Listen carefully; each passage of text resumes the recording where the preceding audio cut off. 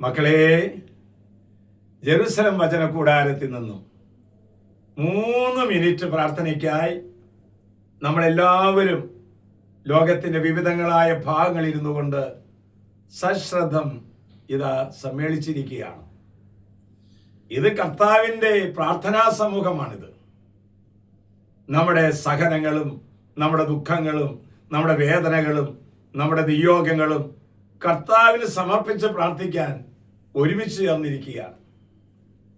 ക്രൈസ്തവ ജീവിതത്തിൽ സന്തോഷം എന്ന് പറയുന്നത് സഹിക്കാൻ കൂടി വേണ്ടിയിട്ടുള്ളതാണ്. ഇതിനകത്ത് പല തരത്തിലുള്ള ദുഃഖങ്ങളും സഹനങ്ങളും വേദനകളൊക്കെ ആയിട്ടുള്ളവരുണ്ടായിരിക്കാം. കർത്താവിന്റെ വചനം കേൾക്കണ്ടേ? കർത്താവിന്റെ വചനം 1 പീറ്റർ 4-ാം അധ്യായം 12-13 വാക്യങ്ങളിൽ അവിടെ ഇങ്ങനെയാണ് എഴുതിയിരിക്കുന്നത്: പ്രിയപ്പെട്ടവരെ, നിങ്ങളെ പരിശോധിക്കുവാനായി അഗ്നിപരീക്ഷകൾ ഉണ്ടാകുമ്പോൾ അപ്രതീക്ഷിതമായി എന്തോ സംഭവിച്ചാൽ എന്ന പോലെ പരിഭ്രമിക്കരുത്. കാരണം യേശു ക്രിസ്തുവിന്റെ പീഡകളിൽ പങ്കുകാരാകുന്നതിൽ നിങ്ങൾ ആഹ്ലാദിക്കുവിൻ. ആർക്കാണ് ഈ ആഹ്ലാദം തരുന്നത്? യേശു ക്രിസ്തുവിന്റെ പീഡകളിൽ പങ്കുകാരാകുന്നതിൽ ആഹ്ലാദിക്കുവിൻ എന്നാണ് വചനം നമ്മോട് പറയുന്നത്. സഹന കാലഘട്ടം എന്ന് പറയുന്നത് ഇന്നലെ നമ്മൾ ശ്രവിച്ചു, അത് പ്രാർത്ഥനയുടെ ഒരു കാലഘട്ടമാണത്.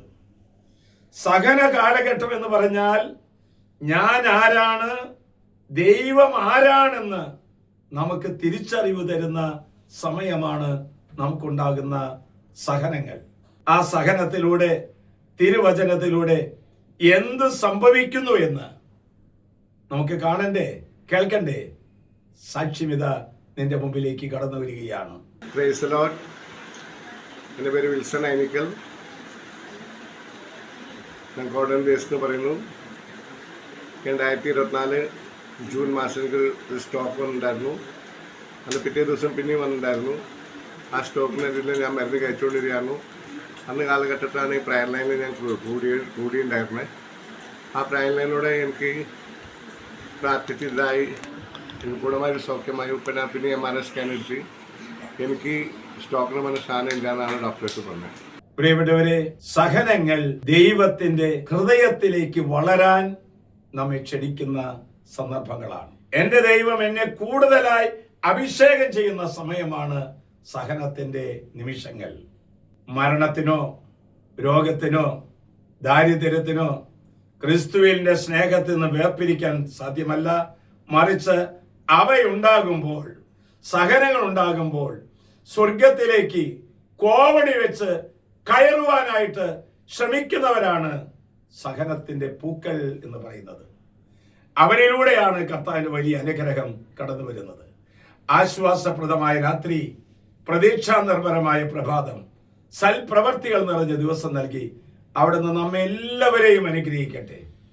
നമ്മുടെ കർത്താവ് യേശു മിശിഹായുടെ കൃപയും പിതാവായ ദൈവത്തിന്റെ സ്നേഹവും പരിശുദ്ധാത്മാവിന്റെ സഹവാസവും നാം എല്ലാവരോടും ഈ കൂട്ടായ്മയിൽ ഇരുന്നുകൊണ്ട് പ്രാർത്ഥിച്ചുകൊണ്ടിരിക്കുന്നവരിലേക്കും ഇത് ഷെയർ ചെയ്യുന്നവരിലേക്കും പടർന്ന് പന്തലിക്കട്ടെ എന്ന് പ്രാർത്ഥിച്ചുകൊണ്ട് ഇപ്പോഴും എപ്പോഴും എന്നേക്കും ആമേൻ.